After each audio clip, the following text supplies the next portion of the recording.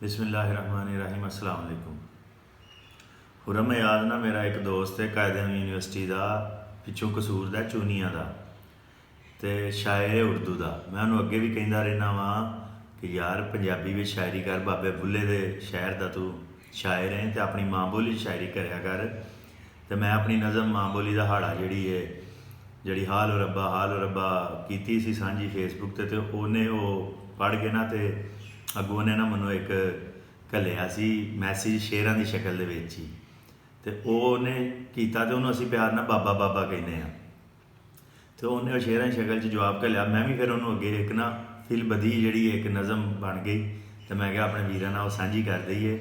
तो हुरम याद आंदा है कि सच्चे तेरे विचार घूमण मननी नहीं तू हार घूमण रख पंजाबी दा मान भावें पिछे तेरे दो चार घूमण।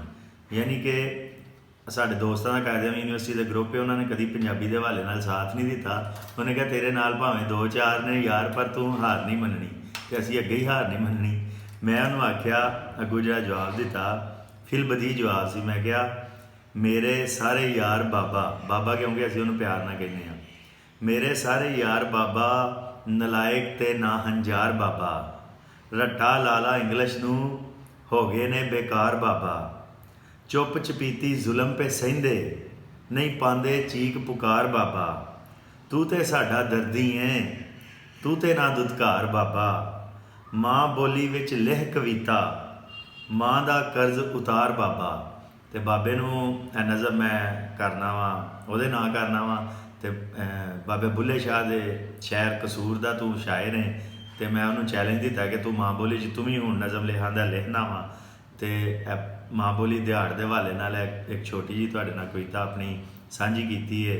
तो अल्लाह करे साडी माँ बोली नूं इस साल साडी माँ बोली नूं हक मिले। जिहड़ी नवीं तलीमी पॉलिसी आई है कि माँ बोली दे विच तलीम होएगी 5वीं तक, इमरान खान ने आख्या हुकूमत पाकिस्तान ने तो पंजाब गौरमेंट किधरे यह ना करे उर्दू नूं साडी माँ बोली करके पढ़ाना शुरू कर दे। साडी माँ बोली पंजाबी है और 5वीं तक असीं उहदा हक लैके रहना है। हाले कि सारी तलीम माँ बोली च होनी चाहिए है, लेकिन पहला जो साडा कदम है 5वीं तक साडी मंग ये वे कि पंजाबी नूं माँ बोली नूं साडे बालां नूं पढ़ाया जाए। यह साडा अल्लाह ते अल्लाह रसूल ने भी हक दिता है, UN ने भी हक दिता है तो दुनिया दी सारियां तरक्की याफ्ता कौमां पहला हक अपनी माँ बोली नूं देंदियां ने। तो माँ बोली दिहाड़ ते निक्का जिहा मेरा तुहाडे सारिआं नाल पैगाम सी। ठीक है, अस्सलाम वालेकुम।